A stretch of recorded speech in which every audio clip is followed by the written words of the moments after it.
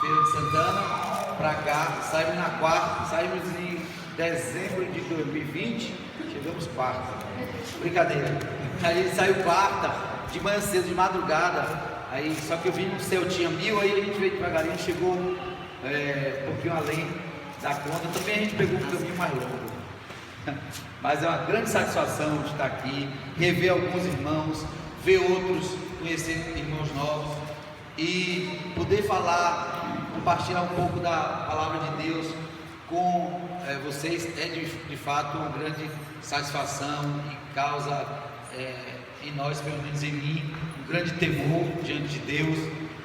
Todos sabem uma história que Deus começou a contar a partir desta cidade, que alcançou muitos lugares, muitos corações e até hoje alcança e não parou. Que Deus começou aqui um dia, não parou. Assim como tudo que Ele começa, Ele não para. Ele agrega pessoas, Ele chama novos servos, Ele chama novas pessoas, mas Ele não para. O mover de Deus é constante, e se eu e você ficarmos ligados uns com os outros e com Ele, nós vamos perceber esse mover e também vamos entrar neste mover. Amém? Meu nome é Leonardo Carvalho, eu sou casado com Thaís e tenho 3 filhos do meu casamento: o Gael, de 5 anos, o Ezra, de 3, e minha esposa espera uma menininha, está de 8 meses, mês que vem já está aí, chama Aileen, e a gente tem 9 anos de casado. A minha esposa é prima do Mateus, o pai do Mateus é irmão gêmeo da mãe de minha esposa. Confuso, não? Então, uma grande satisfação falar para vocês e ver na plateia o que alguém chamou de dignidade da igreja, né? Pessoas que têm peso fundamental na comunidade. Eu não vou arriscar falar os nomes, mas nós sabemos todos quem são essas pessoas. Cada um de nós tem um peso na obra de Deus, e tem uns que tem esse peso já há mais tempo, já carrega esse peso há mais tempo. Eu particularmente, assim, um ímpeto de partir e vir aqui para Rubiataba, além de todos os outros fatores, foi rever o seu Roberto, que eu estava querendo já há algum tempo fazer, mas muitas outras coisas impedindo a gente, né? Sabe como é? Tanta coisa para fazer que impede a gente vir. Mas até que Deus providenciou a forma, e mesmo quando a maneira de vir apareceu, eu fiquei agora, será que sim ou não? Aí eu sonhei, tive um sonho com o seu Roberto, me abraçando. Eu só vou arrumar minhas balas, e aí combinamos os detalhes, estamos aqui, graças a Deus. Espero que nossa estadia aqui possa ser benéfica ao coração e ao espírito dos irmãos, amém? O príncipe e o outro príncipe me convidaram para compartilhar um pouco da palavra, e eu tenho muito prazer e muito temor de fazer isso. Eu servi como professor no seminário em Baixa Grande, que é o CPP, um estilo como tem em Montemor. Em 2006 começou lá em Baixa Grande, e eu fui convidado para participar como um dos professores, e eu ministrava uma matéria chamada Relação entre Fé e Razão. Eu fiquei nisso muito tempo, ficou muito em mim, e apesar de ser uma matéria, o pessoal acha difícil, complicado, mas abrange vários assuntos, é muito preciosa. Eu não pretendo comunicar com vocês desse assunto, mas dentro desse assunto eu queria destacar um assunto, tá? Que eu pus uma pergunta aqui, e eu acho que no decorrer do tempo que passamos aqui, talvez alguns já tenham visto, outros não. A pergunta é essa aqui, ó: quem é esse que chamamos de Deus? Quem é esse que chamamos de Deus? Cada um de nós aqui, eu e você, temos um tempo de relacionamento com esse Deus. Temos um tempo, temos uma maneira, temos uma rotina com Ele. Alguém aqui acha que Deus não está presente no seu dia a dia? Levanta a mão. Ninguém levanta. Alguém aqui acha que Deus não está presente no seu dia a dia? Não está. Todo mundo tem essa convicção, não é que a gente está com Deus o tempo todo, Ele está conosco. Mas nós não agimos, não é ruindade nossa não, se bem que a gente é ruim, mas não é por causa dessa ruindade que isso acontece. Não é por causa que a gente não que a gente é pecador e precisa de Deus o tempo todo, que a gente não consegue perceber Ele. A gente fala com a boca, mas a gente não consegue ter essa convivência com Ele diariamente. A gente sabe que Ele está conosco, todo mundo sabe que Ele está conosco, mas a gente não consegue andar como se Ele estivesse conosco. Não sei se acontece com vocês, porque se a gente tivesse no coração a convicção que nós temos na mente de que Deus está conosco o dia todo, quem era doido de pisar o pé fora da linha? Não por medo, porque quanto mais você se relaciona com Deus, menos medo dele você vai ter. Quem fica com medo de Deus é porque não tem vida de relacionamento com Ele. E fica igual aquele homem que recebeu o negócio. Eu sabia que o Senhor era um servo mau, e enterrei meu talento, o Senhor não me ligava. Não conhece. Falta de conhecer a Deus causa medo de Deus, e tudo que a gente teme, a gente se afasta. E tudo que a gente tem afeto, tudo aquilo que a gente cria afeto e amor, nós nos aproximamos. Eu estava ali agora, sentadinho, aí a criancinha saiu engateando. Quem não tem vontade de pegar uma criancinha no colo engateando? Seu Jovino fez sinal para ela ali, mas ele escapuliu para cá. A gente quer causar afeto à visão de uma criancinha, de um bebezinho, a gente quer chegar perto. Mas a gente se afasta de coisas que nos traz medo, e você só tem medo daquilo que você não conhece. Então, a pergunta é: quem é esse que chamamos de Deus e que a gente acabou de dizer que está conosco o tempo todo? Você sabe o gosto pessoal de Deus sobre certas coisas? Você sabe a opinião de Deus sobre certos assuntos? Seria importante saber. Você acha difícil saber? Você acha difícil descobrir coisas sobre Deus? Não é. Não é. Tanto é fácil saber coisas sobre Ele, quanto Ele quer que você saiba coisas sobre Ele.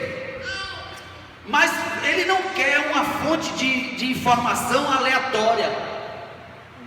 Não é interessante para Deus que você saiba sobre Ele coisas que Ele não é. Fake news sobre Deus não vai te levar a nada, não vai te levar a lugar nenhum. Coisas que você descobre a partir, ou você fica sabendo a partir da boca de outros, e para você é suficiente, não vai funcionar para você. No máximo, essas notícias que outros te dão sobre Deus devem te chamar a atenção para que você procure Ele, porque aquela informação que você recebeu de Deus a partir de alguém pode não funcionar para você. Não é uma clínica geral, não é uma matemática comum a todos. O meu relacionamento com Deus pessoal é diferente do seu, apesar dele ser o mesmo Deus e te amar o mesmo tanto que ama a mim. Então a pergunta: quem é esse que chamamos de Deus? Leva a alguma certa reflexão, né? Sobre a pessoa dele, sobre a sua vontade geral, sobre a sua vontade específica, sobre o que você planeja para a sua vida, se você convida Deus para os seus planejamentos. Tudo isso envolve aqui. Dentro dessa pergunta, a nossa fé é uma fé muito antiga, não é fé nova, não é uma coisa de ontem, nem de anteontem. Sangue, suor, lágrimas foram derramados em favor desta fé. Ela nos alcançou, nos transformou. Todo mundo aqui teve a vida transformada por essa fé, mesmo que você não entenda assim, mas foi transformado por essa fé. Esse conceito sobre Deus, essa identidade de Deus foi sendo desenhada a partir de um conceito que a gente conhece como judaico-cristão.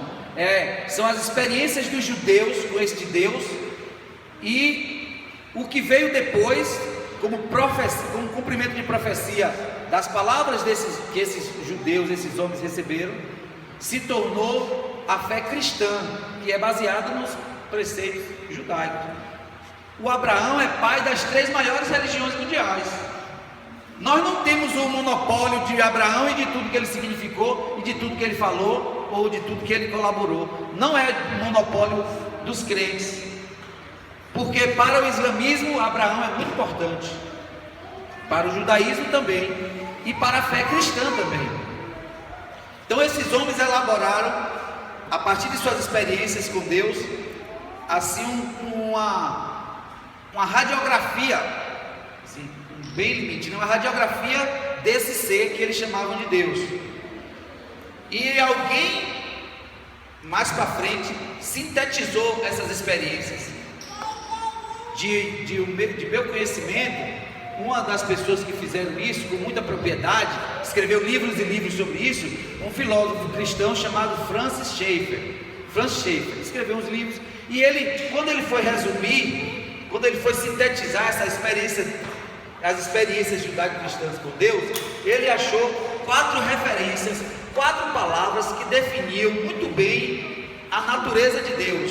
Muito embora seja uma natureza riquíssima, ele conseguiu colocar os principais aspectos desse Deus que foram revelados a nós, e isso é importante, e eu quero que Deus dê graça para chegar nessa parte aqui, e eu vou ser bem objetivo, porque o que tem me chamado a atenção, o que tem cativado o meu coração, é o fato de nós estamos diante de uma enorme possibilidade, na iminência de uma grande revelação de quem é Deus, a revelação dada por Ele mesmo, diferente das demais revelações que já tivemos, mas está em vias de vir ao mundo, e não vai vir no meio daqueles que têm a religião baseada nas religiões africanas, não vai vir no meio deles essa revelação, não vai vir no meio do povo espírita, não vai vir no meio dos ateus, vai vir para a igreja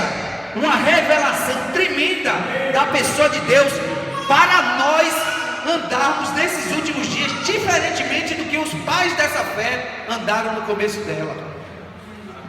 Não é mais, embora seja um alicerce, não é mais só um alicerce, cresceu ao longo da história e está no tempo de botar o telhado e concluir essa construção, para que o dono venha morar. Pode ser clichê, pode ser repetitivo, mas é para nós, nós não temos nem tempo mais de ficarmos pensando se é agora ou não, todos nós fomos afetados, o mundo todo foi afetado por uma coisa só, pequena, não interessa de onde veio, se foi criado ou se veio da natureza, não interessa. Importante que nós percebamos é o que foi feito do mundo por causa dessa situação, uma situação pequena. E eu não vi, infelizmente, pode ter tido, como estou dizendo, que eu não vi nenhuma expressão cristã dos profetas se levantando em tempo algum para alertar ao mundo ou à igreja sobre isso que estava vindo. Uma coisa tão grande passou despercebido por nós como profetas. Deus não vai fazer nada na terra sem revelar os seus santos, os profetas. Então não foi Deus que fez, então não é de Deus. Não, tudo passa pelos olhos de Deus, nada lhe escapa, nada acontece sem a sua permissão. Nós deveríamos ter uma palavra, nós deveríamos estar alertando, mas alguma coisa aconteceu no caminho. Então, esses pais da igreja, esses homens que desenvolveram relacionamento com Deus e estabeleceram as bases da natureza de Deus, do que a gente pode conhecer como natureza de Deus, encontraram essas palavras que definem Deus. Algum aspecto que você conhece de Deus está introduzido em uma dessas palavras. A Bíblia está recheada de versículos corroborando cada palavra dessa como verdadeira a respeito de Deus. Então em Romanos você vai encontrar lá dizendo sobre o seu eterno poder, o seu eterno poder. Essa característica de eternidade é exclusiva de Deus. Não existe ser, em parte alguma, elemento químico, natural, físico, em parte alguma, que tenha autoridade para se encaixar nesta palavra. Essa palavra é só para Deus. Só Ele é eterno. Só Ele é eterno. Só Ele foi antes de tudo. Antes de tudo. E se vocês conseguirem projetar sua mente para trás, só como um exercício mental, e tentar ver O que é que existia antes de qualquer coisa existir? O que é que existia antes de qualquer coisa existir? Só Deus. A gente nem pode usar a palavra tempo, porque tempo também não existia. Tempo foi algo que Deus criou para atender a essa criação aqui chamada homem. Deus vive nisso aqui, Ele é eterno, Ele sempre esteve aí. Nunca teve um começo, também nunca vai ter um fim. Nessa experiência encarnada que nós estamos vivendo agora, como espíritos vindos de Deus e encarnado, essa palavra encarnada leva logo para uma coisa espírita, assim, mas encarnado é que está na carne, estamos em carne. Nessa experiência aqui, nós não concebemos o entendimento de Deus como um ser eterno. O espelho, enquanto estamos encarnados, está embaçado. Você não pode, nem o sangue de Jesus pode limpar esse espelho embaçado enquanto você estiver encarnado. Enquanto você estiver aqui, você vai estar sempre em um processo de estar melhor. Ou alguém acha que um dia vai acordar e dizer: opa, agora sim, eu senti que eu estou prontinho para Jesus voltar. Pode vir, Jesus, aqui eu não vou melhorar mais nada, que não tem mais para melhorar. Você consegue pensar você falando isso? Muito pelo contrário, quanto mais a gente entra na direção de Deus, mais a luz dele mostra uma sujeirinha que ainda estava ali e você não tinha visto. Um passo atrás você não viu aquela sujeira, mas se você se arriscar a andar com Deus, aceitando o convite diário dele de você chegar mais perto, cada dia que você dá um passinho, uma sujeirinha vai aparecer. Você pode caminhar na direção dele com essa sujeira? Até que pode, mas ele não vai esquecer dessa sujeira, e antes que ele brilhe alguma outra luz sobre você, ele vai te lembrar dessa sujeira. Tem que acertar.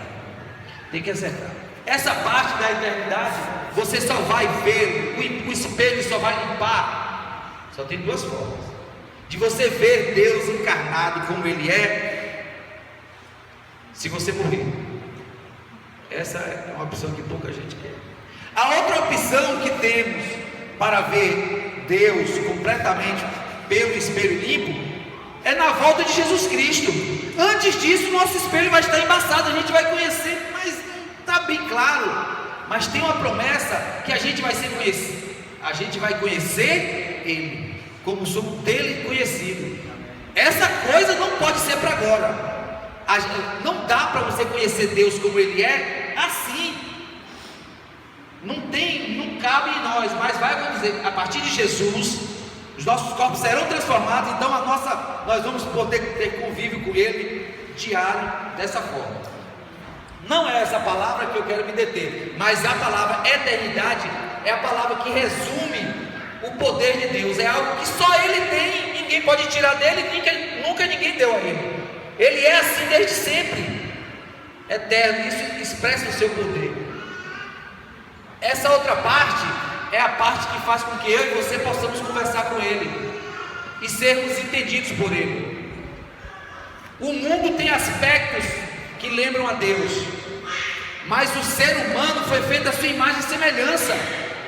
A personalidade de Deus faz com que Ele ouça você, me ouça e me responda de acordo com a minha necessidade pessoal, a minha busca pessoal, os meus pecados, as minhas curas, as minhas feridas, tudo isso aqui está aqui, ó. O fato de Deus ouvir você, te compreender, te amar, está no fato dele ser um Deus pessoal. Ele sente como você, ele tem emoção como você. E o que é o contrário disso? O contrário disso é algo impessoal, que não responde a nenhum estímulo. Uma coisa impessoal, não tem vida, você pode fazer o que quiser, não responde. Não sente, não responde. Não é como Deus.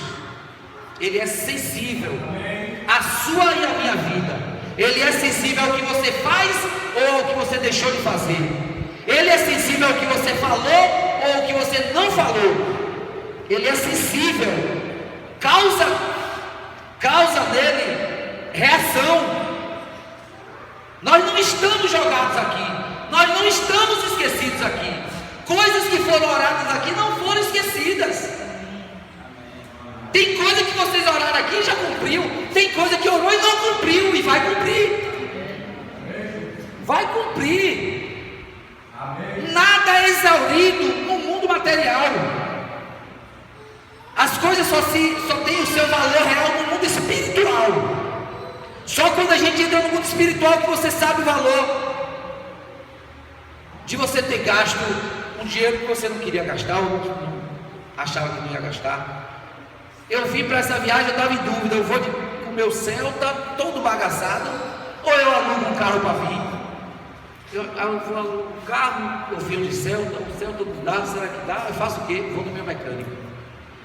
Ô Paulinho, eu estou querendo ir fazer uma viagem, queria ir de Celta, será que dá? E para onde é a viagem, né? Eu disse,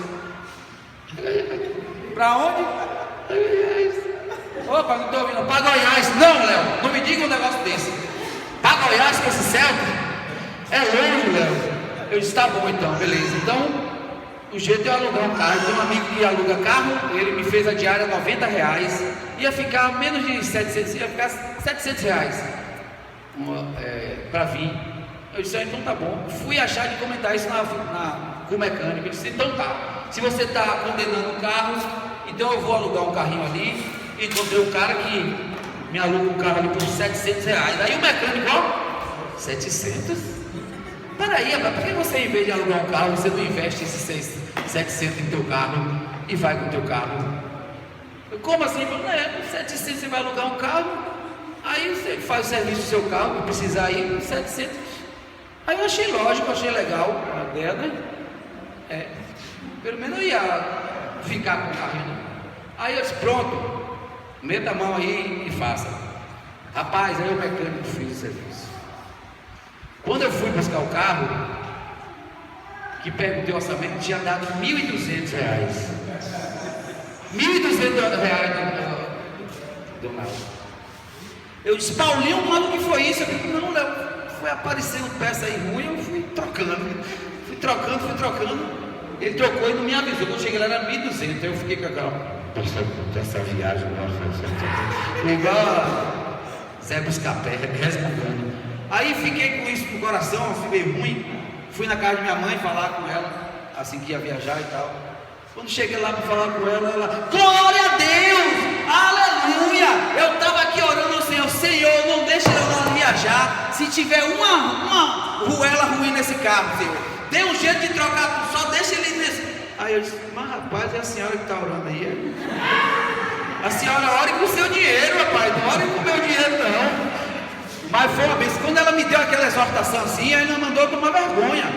Tome vergonha e vai agradecer a Deus, dizer o que? Eu, sim senhora. Aí me deu aquela injeção de ânimo, né?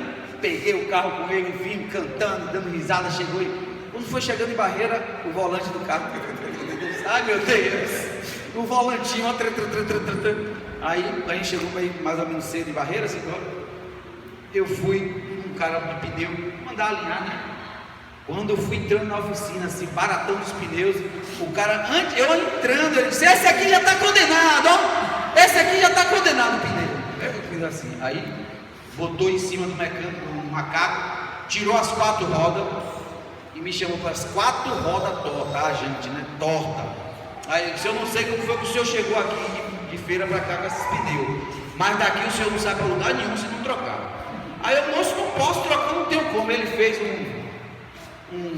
um meno para mim lá, eu sei que desempenou as 4 rodas, alinhou, trocou os pinos, eu ainda comprei um pneu, eu sei que lá foi mais 440 no céu.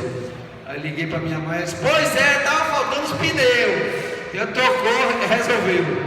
Essa parte aqui, está nisso aqui, sua personalidade, seus problemas pessoais, pequeno, problema com carro, com luz, com escola de criança, está tudo aqui. Hora de resmungar, hora de chorar, hora de falar com ele, é tudo por aqui.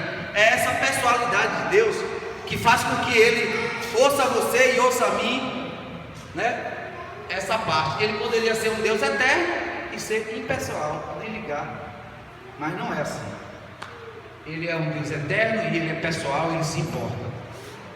Outra coisa importantíssima sobre esse Deus é o fato dele ser uma pessoa em 3. Isso faz toda a diferença, apesar de ser muito místico, porque se a gente for perguntar aqui sobre Trindade, talvez a gente não saiba muito, né? A gente já ouviu muito sobre Trindade, mas é algo tão maior que a gente fica sempre achando que esse assunto aí eu não sei tudo não, é meio complicado. Mas ninguém quer aqui exaurir o entendimento sobre o que é Deus, o que significa Deus ser trino. Mas eu quero dar um ponto para nós sobre isso. Se Ele não fosse o Deus que Ele é assim, um Deus que é uma reunião de pessoas, é uma assembleia de 3 pessoas, se Ele fosse um Deus único, como parece ser Alá, um dos muçulmanos, Ele poderia ser a qualquer momento acusado por mim ou por você de que Ele criou o homem para não ficar só. Ele poderia ser acusado, ou a gente poderia desconfiar de que Ele era um Deus solitário, carente de afeto, carente de pessoas para se relacionar, então resolveu criar o homem para isso. Se assim fosse, Deus seria dependente da sua criação, assim como a sua criação é dependente dele. Mas não é assim. Deus não depende de nós nesse sentido. Sempre existiu essa trindade, sempre existiu relacionamento, sempre existiu amor, sempre existiu comunhão. Nunca Deus se sentiu sozinho. Estou tão triste, tão carente, vou aqui fazer um boneco de barro. Não foi assim não. Nada que Deus desejou, Ele precisou do homem para ser suprido disso. Deus já estava suprido na eternidade, vivendo esse relacionamento pessoal, essa característica pessoal. Ele viveu completamente antes mesmo de nos criar. Ele já vivia essa realidade de pessoalidade, de amar e ser amado. Por causa disso aqui, Ele nunca foi só um Deus trino. Temos aspectos dessa trindade em nós, né? Vários, sabemos desses tópicos. Mas o fato de Deus ser trino faz dele um Deus diferente, um Deus mais real, capaz de falar a mim e a você lá dentro, corpo, alma e espírito. Nenhuma dessas experiências ficou alheia a Deus. Ele encarnou e sentiu dor como nós, e já na eternidade essas coisas ficaram decididas entre eles que seria assim, que haveria necessidade disso. Ele é um Deus trino e por isso Ele é um Deus completo. Ele não criou por necessidade, Ele criou por vontade. Não é uma necessidade de Deus que levou Ele a criar, mas a vontade de Deus de ter aquele ambiente da trindade ampliado fez com que Ele desse esse passo. É um passo muito louco, no sentido de que não precisava ser dado, a menos que Ele tivesse desejo de aumentar aquela comunhão que tinha na trindade. Mas, irmãos, a quarta palavra que define Deus nessa perspectiva aqui é que Ele é um Deus comunicativo. E isso faz toda a diferença para nós. Já não vou falar mais desses aspectos, vou me deter nesse, mas pretendo ser bastante objetivo, tá certo? E eu queria que os irmãos abrissem a Bíblia, né? Para não dizer que o rapaz veio de lá de longe, pregou e nem a Bíblia usou. Mas podemos. Abre aí, irmãos, em Mateus 11 e o versículo 24. Tem outros versículos, mas a princípio esse. O fato de Deus ser comunicativo faz toda a diferença para nós, porque Ele poderia ser tudo isso aqui. Ele poderia, como Ele de fato é, ser eterno, pessoal e trino, mas se Ele não falasse sobre Ele mesmo, nós nunca saberíamos isso sobre Ele. E saber isso sobre Ele faz toda a diferença. O que Ele quis comunicar a nós, chegou a nós. O que Ele quis comunicar ao mundo, chegou ao mundo, mas não foi percebido pelo mundo como de uma maneira uniforme. Isaías 53, a gente sabe o que é que tem em Isaías 53, aquele relato de Jesus Cristo, como um servo sofredor. E quem era aquele que estava ali sofrendo? Ele era Deus, ó. Ele era Deus e estava ali. Nem todos viram, nem todos conheceram. A maioria achou que era mais um ladrão, mais um bandido, pendurado ali. E não era. Era uma realidade espiritual gigantesca, sendo, me perdoe a palavra, esfregada na face da humanidade, e nós não vimos, eles não viram, alguns viram, alguns poucos viram, ou menos ainda viram e compreenderam o significado de Jesus na cruz, encarnado como Deus. Ele falou, ele é comunicativo, ele se expressou, ele falou sobre ele mesmo, ele falou sobre o mundo, ele falou sobre mim, sobre você. Nós só sabemos dessas coisas porque ele falou, ele se revela, e essa parte da revelação de Deus não acabou. Tudo que Deus revelou é verdade, mas não é verdade que ele já revelou tudo. Tem coisas para serem reveladas agora, hoje, nos nossos dias. Precisa de coração disponível. Eu vejo muitos aqui. Quer ver? Vamos ler aqui Mateus 11, 27. Alguém já abriu aí? Eu abri aqui, ó. 11, 27. Todas as coisas me foram entregues por meu Pai, e ninguém conhece o Filho senão o Pai, e ninguém conhece o Pai senão o Filho, e o que? E aquele a quem o Filho o quiser revelar. E eu pergunto, se nós estamos aqui hoje, e vocês há mais tempo, congregando, reunindo, tendo reuniões periódicas, conselho, comunhão, será que Deus não quer nos revelar? Será que esse desejo de Deus não está sendo cumprido em nós?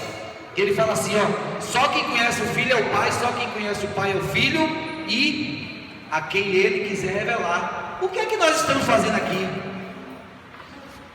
Será que nós não fazemos parte desses aqui, a quem Ele quer revelar? Ou Ele quer revelar aos que estão no bar? Nós temos que sair de manhã para comprar pão, já tinha gente no bar bebendo, bebo. Está mais fácil Deus se revelar a Ele lá ou a nós aqui? Vamos ser sinceros? É lógico que se Deus quiser revelar Ele lá, Ele pode estar bebo, Deus traz, mas não é.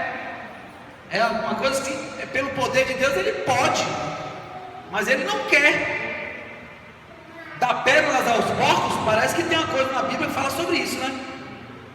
Pérolas aos porcos. Eu que chegue lá naquele bar e pare na frente e pregue, é legítimo, diante da Bíblia é alguma coisa lícita, mas que proveito eu acho que eu vou ter lá? Eu acho que vou ter poucos, a menos que Deus queira alguma coisa lá. Mas a palavra sendo dita aqui, caindo no coração de vocês, tem mais efeito do que cair no coração de um bebo. Tem. Nós já temos o Espírito Santo, se o Espírito habita em nós.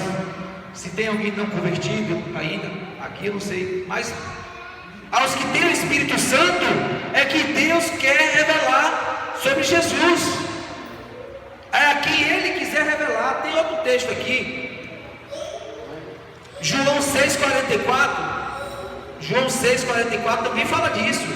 É um desejo, gente. É o aspecto da volitividade, fala da vontade dele, a quem Ele quiser. Quiser é um querer, não é não? Quiser está falando de querer, a quem Ele quiser. Então quer dizer que tem os que Ele quer. Eu sou um desses, eu acho que eu tenho certeza que Deus quer revelar Jesus a mim, mais do que Ele tenha revelado, mais do que eu acho que sei sobre Ele. Ele quer revelar para todos, mas não é todo mundo que vai, né? Não é todo mundo. João 6,44. Se alguém abrir, pode ler. Ninguém pode vir a mim se o Pai que me enviou o não trouxer. E eu ressuscitarei no último dia. Pronto. Ninguém pode se o Pai não trouxer. É um querer dele. Ele comunicou uma palavra que tem potencial para salvar o mundo todinho. Mas o mundo todinho não vai ser salvo. Ele tem um fogo dentro dele e ele quer que saia, mas não vai queimar todos. Posso dizer com certeza que alguma parte desse fogo já tocou em você, já pegou em você, já lhe sapecou, ou já lhe incendiou, já lhe queimou. Você já foi aquecido por esse fogo. Não posso saber, não sou profeta para saber como está o nível da sua queimadura, como está o nível da quintura do fogo de Deus em você, mas Ele quer revelar mais. Ele quer revelar mais. Nada foi exaurido. Esse mundo não acaba nada. Tem uma cortina nesse mundo, e outras pessoas com mais propriedade já falaram sobre isso. Inclusive tem um autor que fez um filme muito conhecido falando dessa peculiaridade do mundo espiritual. Está tão próximo do mundo natural, tão próximo como a porta de um guarda-roupa, que você entra e está em outra dimensão. Uma palavra que se dá, um gesto que você faz pode abrir uma coisa maior. Se a gente não viver nessa expectativa, essas coisas vão passar, a verdade vai esbarrar em nós, a gente vai cair, vai levantar, sacudir a poeira e seguir em frente. Essa palavra místico foi roubada. Satanás roubou, né? E atrelou essa palavra místico a bruxaria, feitiçaria, coisa ruim. Mas algo místico é algo que está oculto, é algo meio sobrenatural. E se você tirar o aspecto sobrenatural de Deus e da palavra de Deus, fica um conteúdo muito ralo, muito raquítico. Assim como se você desconsiderar que o sonho de Deus pode ser um aviso para você, uma indicação, alguém que te traz uma palavra, ou a lembrança de um irmão que você nunca mais viu. Todos esses são aspectos místicos que vêm a nós constantemente. Uns dão vazão, outros não. Uns vai jogar no bicho. Sou eu do cavalo, vou jogar no bicho. Não! Eu penso de José, já pensou o padeiro chegando para José, dizendo: olha, eu sonhei assim, José, joga no bicho, joga no camelo. Não tem esses aspectos naturais. A gente é natural, porque nós temos aspectos dessa natureza que fomos tirados do pó, mas foi soprado em nós algo sobrenatural, algo espiritual. Ele é comunicativo e ele se revela, ele não parou. Desde que o Espírito Santo foi derramado sobre nós, você concebe essa imagem na mente, o Espírito Santo com um jarro cheio de óleo, de vinho novo, vamos chamar de vinho novo. E em algum momento que ele está derramando o vinho novo, ele para. Não vou mais derramar vinho novo aqui não. Essa igreja está muito rebelde. Esse daí não está entendendo. Já derramei vinho novo ontem e eles não aproveitaram. Eu vou parar de derramar. Pode ser até que alguém conceba essa imagem do Espírito Santo, mas eu não consigo conceber a imagem do Espírito Santo retendo algo.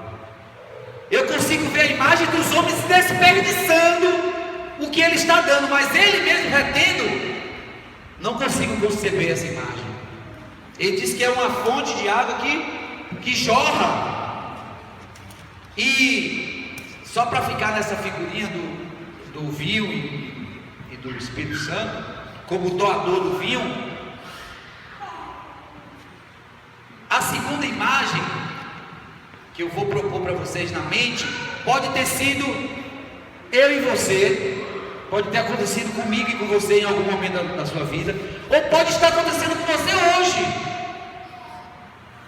Eu quero estabelecer a imagem aqui, assim, que o Espírito Santo em momento nenhum reteve o vinho novo, mesmo quando a igreja andou em rebeldia, andou em erro, nunca houve um estancar do vinho novo sendo derramado em favor da igreja.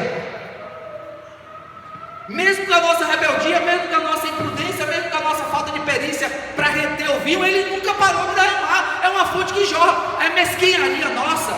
Faz com que a gente pense que o Espírito Santo faria como nós faríamos. Se eu estivesse dando alguma coisa a alguém e visse essa pessoa desperdiçar, eu ia parar de dar. Eu ia parar de dar. A minha fonte não é inesgotável. E eu tenho minhas maldades no meu coração. Eu posso muito bem me chatear e dizer, não, eu estou dando, esse cara tá jogando fora, então eu vou parar de dar. Sim ou não? Eu poderia fazer isso, mas ele não faz. É porque ele gosta de desperdício? Não, é porque o caráter dele é de doar e é uma fonte infinita, e quanto mais ele dá, mais ele tem para dar. E não se importe que aparentemente a igreja no mundo, ou na sua cidade, no seu estado, deixou muito vinho derramar, ou tem deixado, não se importa com isso não. Porque algum favor, alguma utilidade ela vai ter, que a palavra não volta vazia. Então pode estar derramando aqui, e a gente achar que aqui ninguém está aproveitando, mas em algum lugar aquele vinho que foi derramado aqui, chegou, e teve resultado. Mas ai daqueles que não aproveitaram como esteve aqui, né? Como a rainha Esther foi exortada. Se você não fizer assim, não tem problema, Deus vai dar um jeito. Mas ai de você, de sua família, porque você teve a oportunidade de fazer e não fez. Então eu quero, essa segunda imagem que eu quero propor, a primeira é do Espírito Santo. Eu queria até desenhar aqui, mas eu estou com preguiça. Veja essa imagem, fica com ela. O Espírito Santo com um cântaro de vinho novo, derramando o tempo todo. E agora, essa outra imagem, que já pode ter sido você em algum tempo da sua vida, ou pode ser você hoje, como você está hoje. Não é por maldade. Se você estiver nessa situação, não é maldade, é tipo uma falta de entendimento. Talvez Deus abra e te abençoe nessa vida, né? nesse dia. A outra imagem é de pessoas, várias, tentando aparar esse vinho novo que está sendo jorrado constantemente. Quantos estão me acompanhando assim? Essa é a segunda imagem. Pessoas tentando aparar esse vinho novo que desce constantemente com a sua própria mão. Faz uma conchinha aí, irmão. Assim. Pessoas querem que apareça esse vinho com a mão. Tá? Pensa nessa imagem. Uma vez uma irmã foi orar por mim e pediu para eu fazer uma conchinha na mão. Eu era solteiro, né? Doido para Deus me dar uma palavra sobre a esposa, mas... Aí ela, faz uma conchinha com a mão. Aí eu fiz, aí ela... Eis que o Senhor agora está te derramando na tua mão uma... Aí falava em língua. E Ele vai te dar também isso. Aí falava em língua. E teu ministério será... Línguas. Meu Deus, o que é que eu estou recebendo aqui na mão? Meu Senhor, me dá esse dom de interpretar. Aí ele falou, né? Tu serás abençoado com a família, e ela será um dom de língua. Eu saí de lá com a mãozinha assim, mas sem saber uma coisa. Eu vou guardar. Mas a concha, ó, pensa na concha, o Espírito Santo derramando em você. Agora pergunta: quanto tempo vai te durar esse vinho guardado na concha da tua mão? Quanto tempo? Que serventia ele vai ter para você?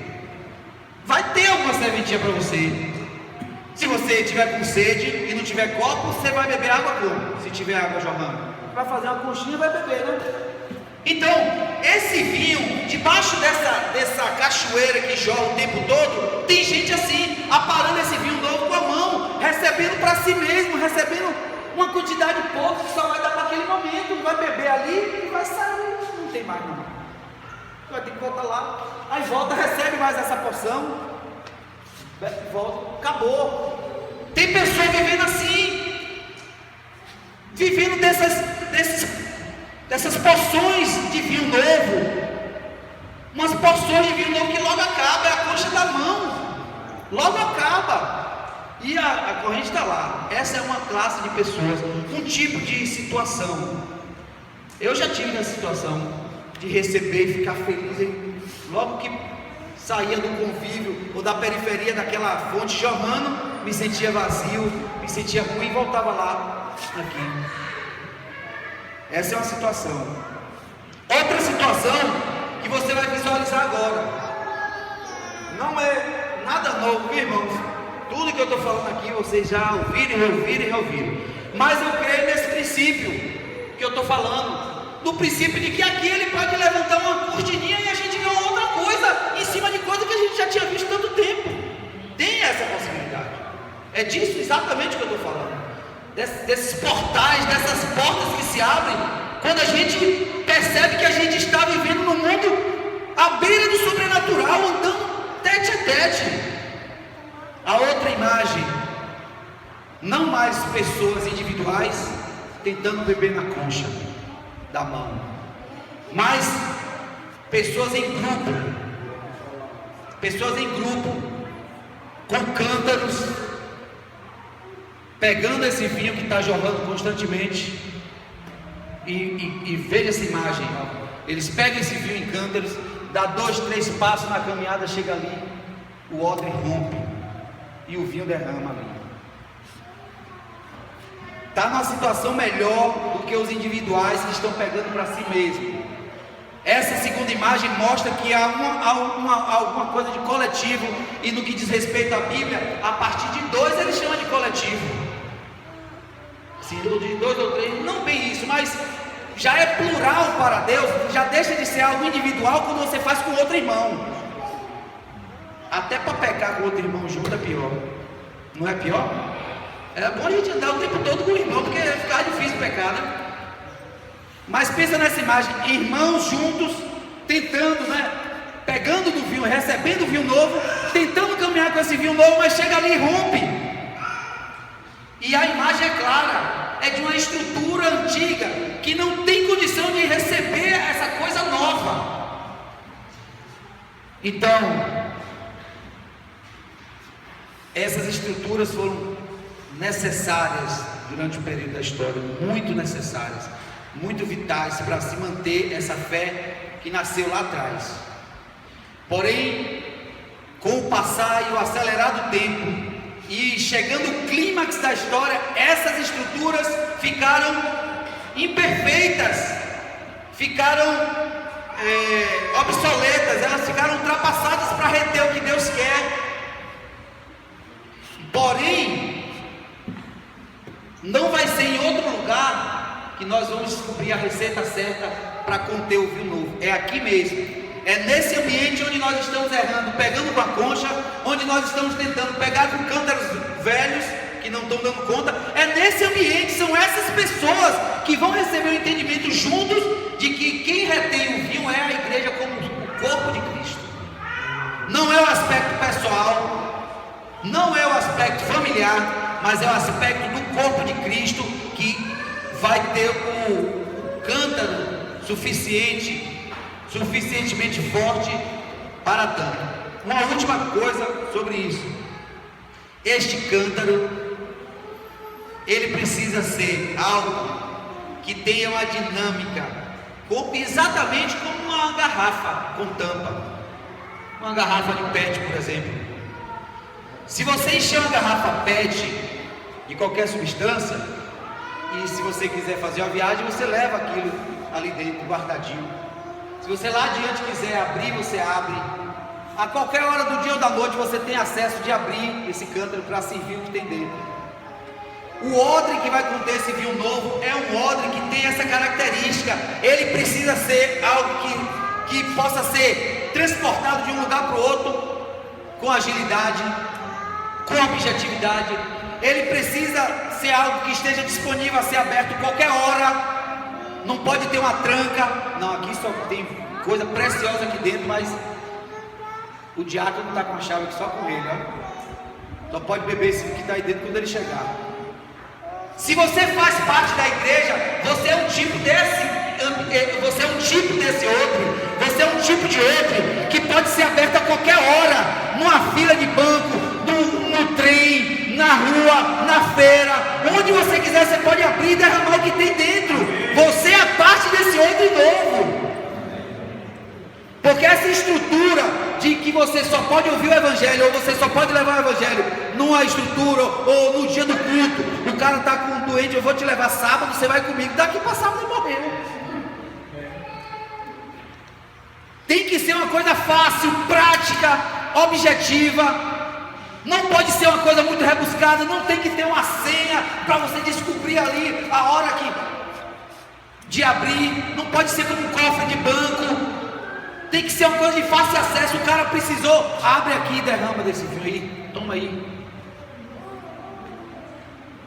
Então, irmãos, essas são 3 imagens em cima disso aqui, tá? Ele é comunicativo, ele quer falar, ele está disposto.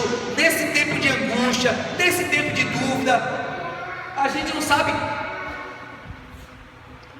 a real, a verdade sobre o que está aí, né? O que a gente sabe sobre o que está aí é que os homens pegaram essa enfermidade e estão capitalizando em cima dela.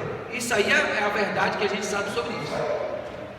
Eu não quero saber mais outra verdade sobre esse assunto. Mas nós estamos no tempo em que Deus quer mais se comunicar e se revelar. E esse vinho, apesar dele jorrar sempre, quanto mais nós aprendemos como igreja a reter para repartir, reter esse vinho como noiva, servi-lo a Jesus novamente, Jesus redistribuir as nações. É por aí que eu penso que Deus vai fazer o que Ele está querendo fazer nesses dias. Nós vamos cada dia mais nos afastar de estruturas antigas que foram saudáveis, mas que hoje, se a gente se apegar a elas, talvez seja um entrave para a caminhada. A gente tem que ser flexível, tem que ser como o vento, não flexível em relação às coisas estabelecidas por Deus, mas flexíveis no sentido de se dobrar na hora que for necessário, flexível no sentido de servir, de se doar. Isso aí eu acho que é uma expressão do Evangelho que vai ser acentuada cada dia mais em nossos dias, como em Filipenses tem, né? Que a gente tem em nós o mesmo sentimento que houve em Cristo Jesus, que sendo Deus, não teve ganância, não teve essa usurpação de ser igual a Deus. Aí ele se diminuiu, aceitou o desafio proposto pelo Pai. Antes da fundação do mundo, o Cordeiro foi morto, ele aceitou, e no tempo oportuno ele veio como homem, como servo, morreu, não qualquer morte, morte de cruz. Ele vai descendo. Aí quando chega lá embaixo, diz: pelo que Deus o exaltou soberanamente e o colocou sobre o nome, que é sobre todo nome, e manda a gente ter o mesmo sentimento em Cristo. Tenha o mesmo sentimento em Cristo Jesus, que sendo como Deus não teve. Então a gente tem que ter esse sentimento, tem que ter esse sentimento parecido com Ele, de quebrantamento, de não ser, né? E estar aberto para qualquer hora do seu dia natural, do seu dia a dia, abrir esse espaço para Ele falar com você e você falar com Ele. Coisas do seu dia a dia, coisas que você quer, tem dúvidas ou precisa, você tem esse acesso. E é nessa parte de onde você não está vendo, é onde Deus está, né? Nada é simples como a gente está vendo, sempre tem alguma coisa a mais, sempre vai ter, na perspectiva de Deus, um algo a mais que a gente não viu ainda, e Ele convida para a gente ver, né? Para a gente avançar nisso aí. Amém, irmãos? Cada palavrinha dessa aqui, a gente poderia falar muito, né? Até também sobre essa parte de Deus revelar, mas eu vou deixar que Ele complete o que ficou sem falar. Mas ainda, cadê? Pode engatar com a historinha? Depois aqui? Pronto. Então, nós vamos ter um momento aqui de